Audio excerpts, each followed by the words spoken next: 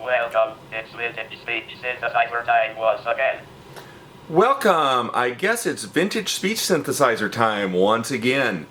So this week we're going to be looking at the Aicom Accent, which I would like to say is probably the best sounding, the best, most capable text-to-speech of any speech synthesizer I had of the early age of phonetic speech synthesizers. So things that were based on like the SC-02 or the Votrax, anything that did text-to-speech with those. Usually the text-to-speech was relatively crude and got a lot of words wrong.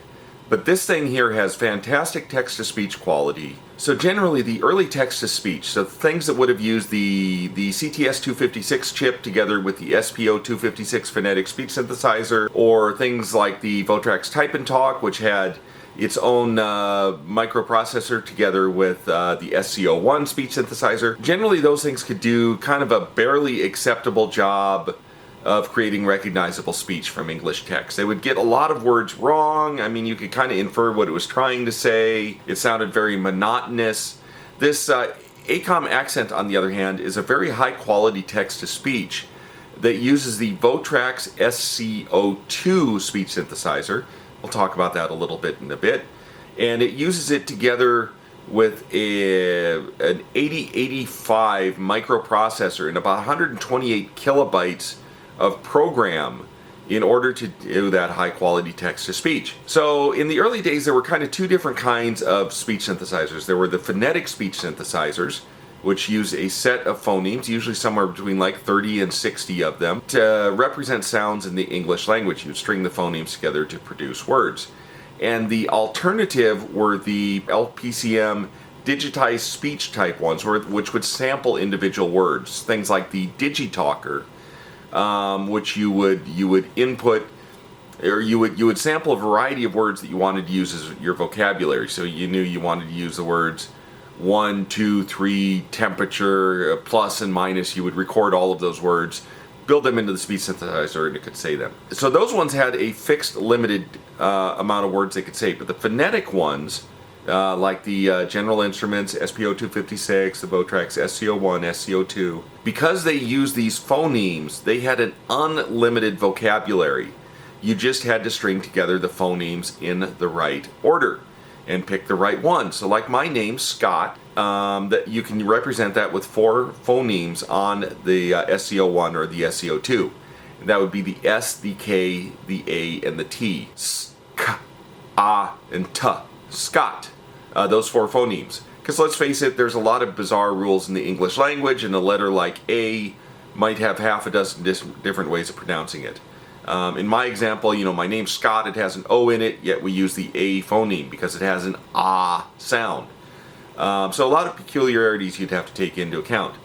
So that's why people developed the text-to-speech algorithms. The most popular one being the NRL, or Naval Research Lab algorithm. I don't know if this Aicom Accent uses that algorithm. There is some copyright in here that may imply they have their own algorithm. So I don't know if it's a variant of NRL or if they just came up with their own thing. But as you will see better, it really does sound fantastic compared to, some of the other solutions like the Votrax Type and Talk. So about this card, I found it on eBay, like I find a lot of things, but I actually had a short email conversation with the seller, and he was a recycler out of Wisconsin. And he had found this card at a Wisconsin municipal library. It was in a PCXT, so a computer not unlike my 5150 here. It did have a hard drive. The hard drive image was shot. You couldn't salvage that. But this thing was hooked up to the phone line at the library. And while we don't know exactly what it did, we can kind of make some assumptions that, maybe it was some kind of a phone responder. Maybe you could call into the library and punch in, like the name or number of a book, and it could tell you if it was there. Or maybe it was something that did the opposite. Maybe it would call you out and tell you a book was available, or remind you to return your overdue books or something like that. But it was hooked up to the phone system, and presumably people would talk to this thing over the phone. It's a pity that we don't know, exactly what it did. So if you happen to work for a municipal library and you had something that you think might have used a card like this or been this type of application, an early XT class computer with this kind of robotic sounding voice, let me know and maybe we can actually brainstorm what the original application was. Anyhow, let's get started. Let's take a close look at the board. I'm going to yank it out of the computer and then we'll go through a demo of listening to what it sounds like. Okay, let's take a look at the speech synthesizer boards. This is the Aicom Accent PC speech synthesizer. It is an 8-bit card here for an 8-bit ISA slot. You could plug this into your PC 5150, your original IBM PC, or your XT, or your AT, anything with an 8-bit slot. So even, some newer computers would still have 8-bit slots. It is going to talk to the PC through a couple of I/O ports, one control port, one data port, and that is settable via this block of dip switches here. So this is currently set to the address 2A8. The dip switch chops off the lower 2 bits, so this is sort of the next 8 bits in the address, so sort of the upper 8 bits to get to that 2A8. I'll explain the other dip switch later. So you have a CPU. This is a NEC, Nippon Electric Company of Japan. This is an 8085 AC-2. So all of my other 8085s have been Intel branded. This one here's a NEC branded one. Just be a little different, I guess. Over here we've got our ROMs. So these are EPROMs, erasable programmable read-only memories, and there are a total of 3 of them. These 2 down here are 27 256s, where this one up here is a 27 512. So these are 32 kilobytes each, and this one here is 64 kilobytes. All that together gives us 128 kilobytes of ROM. And that is going to store the text-to-speech algorithm, the code that runs on the 8085, as well as all of the dictionaries for converting English words into phonemes. So your typical algorithm, such as the NRL, the Naval Research Labs algorithm, it can look at text and figure out how to say it, but it gets it wrong sometimes. So typically, a high-quality text-to-speech synthesizer of the era would have a dictionary with some words that it knows the algorithm gets wrong, spelled out in their phonemes so that it can say them the right way. So this thing with 128 kilobytes of ROM, it's really a huge amount of memory for the text-to-speech that I've seen. Back in some of the other things I've seen, the text-to-speech algorithm would be a couple of kilobytes, or maybe 8 kilobytes. Here we've got 128 kilobytes.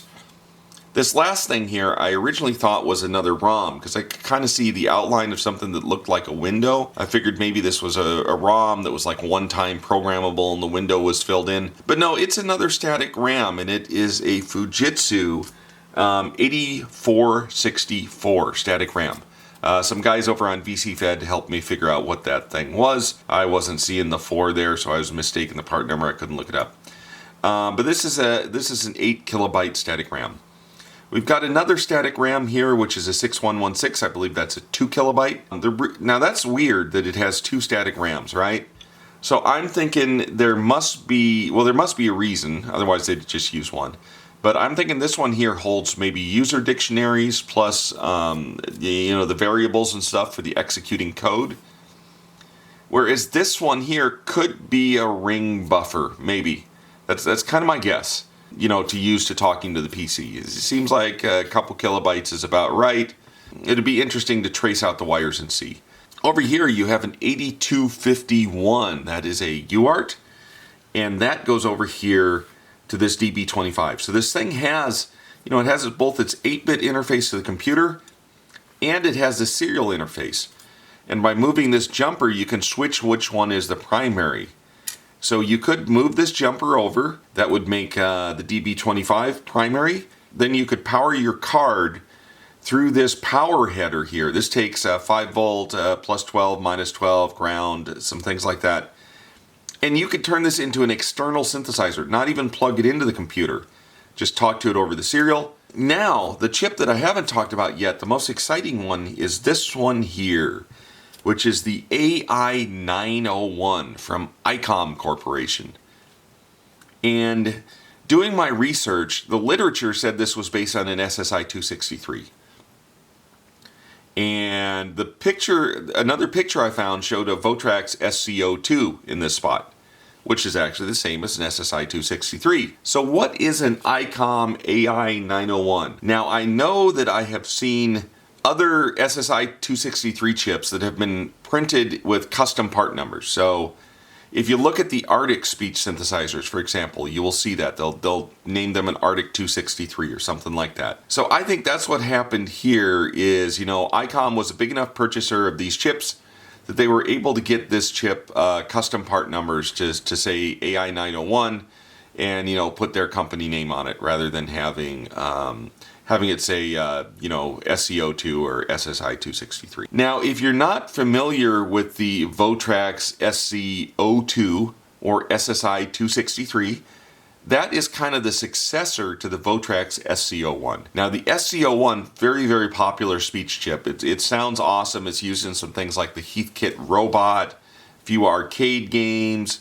Votrax Type and Talk. Stuff like that will have the SC-01. So the SC-02 was a successor to that, and whereas the SC-01, it had its phonemes, and it had 4 inflection levels. The SC-02 adds programmable rate control, so you can control how fast it speaks. It's got more inflection levels. I think it's got 10 levels of inflection, 10 levels of pitch. Plus you've got the rate control. There's a bunch of additional parameters that you can set over software. And whereas the SC-01 had kind of this funky way of doing the inflection, this I think does it right over the data pins, so the same pins that you would set the phoneme. So kind of a slightly more modern, better architected chip with more parameters, but still preserving that classic Votrax sound. So if you can find yourself a speech synthesizer with an SC-02, it is really cool, and there are several of them that you can come across. Several. So I think I explained this dip switch already, but this other dip switch has the baud rates and some other stuff. So baud rates, serial parameters for this DB25. We've got a couple oscillators. We've got a programmable logic device. I think this is a 10L8. It would be interesting if we could reverse engineer that logic chip. Then we could probably actually build these things. If you can get yourself an SC-02, not the most common thing in the world. Okay, one other thing I wanted to mention is I had to replace the potentiometer that's there. So it originally had this very nice potentiometer with this brass knob on it. Kind of a great feel to the thing. It'd stick out like that. But this thing was stuck on at full volume, and even if I turned it, and it turns just fine, but even if I turned it, the volume was stuck. I took it apart and cleaned it and put deoxid in it, reassembled it, soldered it back in. Then it would kind of intermittently work. It would actually control the volume, but then the sound would cut out. I got rid of that potentiometer. I put this one in it from the junk box and now have a functional volume control. Next to the potentiometer is your 1/8 audio jack, which you would plug your external speaker in. Okay, let's go ahead and install this thing. And to try this out, I have my IBM 5150, so an original IBM PC here. We have one slot free in it, which is the one we'll use. In this computer, we have an EGA adapter, a Paradise EGA, an XT IDE, that'll give us our hard drive, a 6-pack plus with our additional RAM and our clock calendar and stuff, and of course the IBM floppy controller. So I'm going to make use of this slot right here.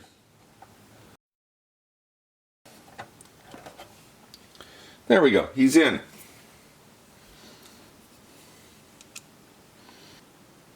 Okay, let's go ahead and turn on the computer. Accent ready. Okay, so you heard the first thing it did was announce accent ready. It does that every time you reset the speech synthesizer via the reset command, or every time you power the computer. So that came out of the speaker box right there that's plugged in. It's going to take a little while for the 5150 to boot.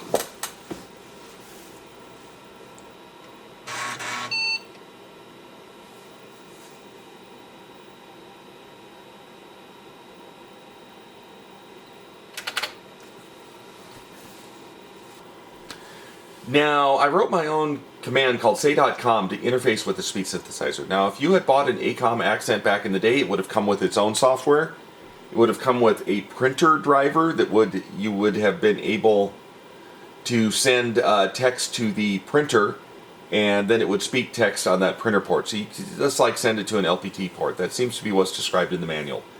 But I don't have that software. It's been lost to time. And when I started this, I didn't even have the manual, so I didn't even know how to talk to the card, but I found something on the internet called SpeakUp. And SpeakUp was a Linux kernel driver for interfacing with speech synthesizers. And the SpeakUp has a driver for the accent, and that driver contained everything I needed to know which port numbers to write my text to. So interfacing with this card is relatively simple. You just send the ASCII text letter by letter out to a port while checking to make sure that you don't overflow the buffer. And then it will convert that into speech and it will say it.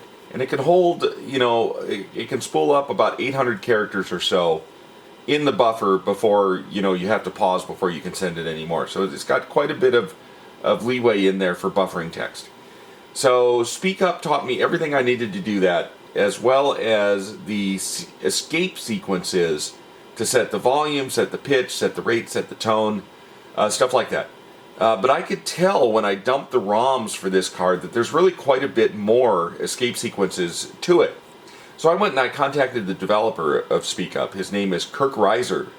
And Kirk was kind enough to look through his old documentation, because it had been like 20 years since he wrote this driver, but he looked through his old documentation and he found the manual for the Aicom accent.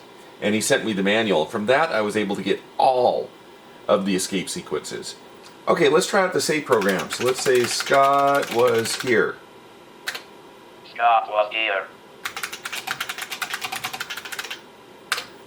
This is a test. And this is a test. Now we can I'm going to try changing these parameters kind of to the extreme so that you can get a feel for some of the things you can change on the SC-02. So let's try changing the rate down to 2. No, let's go all the way down to 1. This is a test. So it speaks kind of slowly. And let's try speaking really fast. This is a test. That was quite fast, but we can go even faster than that. This is a test. Yeah, I don't even know how you're going to understand that. -I will reinitialize. So let's try the pitches. Pitch 0. This is a test. And pitch 9. This is a test. Reinitialize. And let's try the tones. Tone 0. This is a test.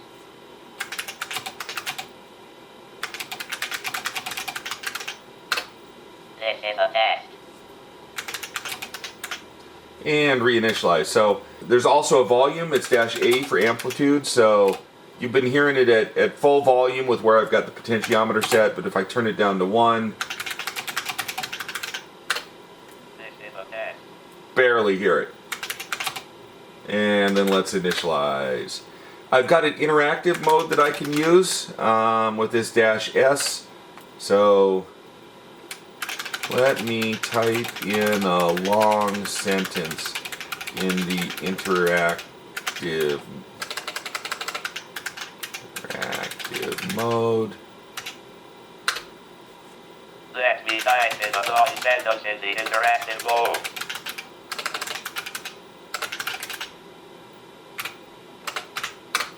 This is a second sentence.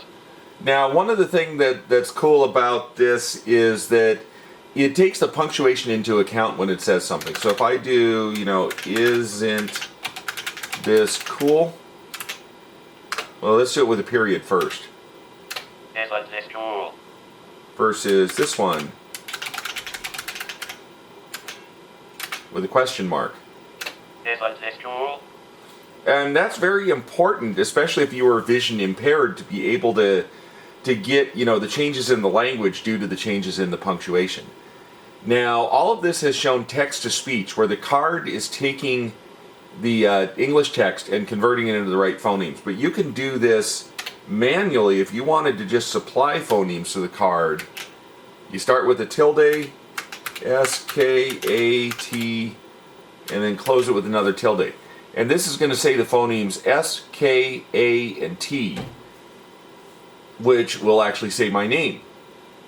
Scott. And I can change it a little. Let's do S, K, A, we'll extend the A out a while. Scott. And now I'm Scott. So anyway, this, if you didn't have text-to-speech, you'd have to do that with all of your words. And sometimes it can be very counterintuitive because my name might be relatively simple, but there's like half a dozen different ways to make an A sound. There are half a dozen different ways to make an O or an I sound. There's a lot of nuance to language based on what word you're saying. The vowel and even the consonant sounds will change a bit. So the text-to-speech algorithm, it has to take a lot into account to do that. Let's Control-C out of here. Let's see if there's any... Well, I've got some files here so that we can listen to it say a few things. Say-f Mary.txt. It says Mary had a little lamb. Mary had a little lamb, its fleece was white as snow. And everywhere that Mary went, the lamb was sure to go. It followed her to school one day, which was against the rule. It made the children laugh and play to see the lamb at school. And, you know, as you could tell, all of this was being converted and done inside the speech synthesizers. You know, we went almost immediately back to the DOS prompt, so we could keep processing while it's talking. And here is Daisy Bell. Now, Daisy Bell is kind of famous because it's it was one of the examples in the Heathkit Hero Jr. robot, which used the SC-01 chip. And it was what they put in the Hero Jr. is a very good rendition of the Daisy Bell song. It's sort of handwritten to make it sound like a singing rather than speaking. This is not going to be that good because this is just going through a standard text-to-speech algorithm, which is just going to sound like speaking the song. But you could take the Hero Jr. rendition, and because you can program this thing in the actual phonemes and inflection levels and all of that, you could take and you could put that in here, and I'm confident you could get it to sound every bit as good as the Junior did, if not better. But here it is, speaking Daisy Bell. Daisy, Daisy, give me your answer. Do I pass crazy all for the love of you? It won't be a stylish marriage. I can't afford a carriage, but you look sweet upon the seat of a bicycle built for two. And then let's say something relatively complicated. This is the introductory text from the Aicom manual. Now you'll see that when I go to do this, it'll only spool in part of the text and then it'll pause and then add more. And that's because the buffer that's taking in the characters is only so big. I think it's only about 800 characters long, so it can fit in part of the text, and it's going to need to kind of catch up and say some of it before it can get it all. So let's go ahead and do it. Accent Speech Synthesizer is a high-quality text-to-speech converter. It converts ordinary ASCII text into intelligible speech.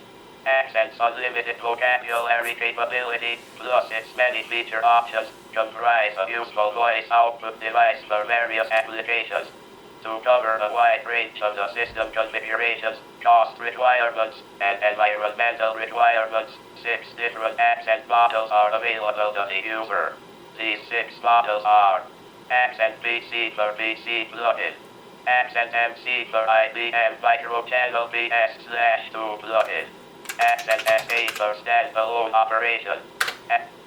And then as you can see, say-x, that's a command I put in there to flush the buffer and make it stop talking, because frankly I didn't want to hear it say all of that. But you know, you can hear it's doing a pretty good job with some of the, you know, the more complicated words, you know, like vocabulary or capability or applications or environmental. And a lesser text-to-speech synthesizer that didn't have the built-in dictionary and stuff, I don't think it would get all of those words right. Okay, a couple more things I can show. There is a reset sequence. So if I just use this reset command line argument, it'll send the sequence to reset the speech synthesizer, which will say accent ready. Accent ready. And there's also one that will report the version number. So let me try that. Now it is going to say a whole, it like names off every version there ever was. So maybe the actual version number is like the latest one in this long spiel of version numbers and dates. Accents firmware version 1.0, November 24, 1986. version 2.0. July 15, 1988. Version 3.0. January 24, 1989. Version 3.4. February 15, 1991.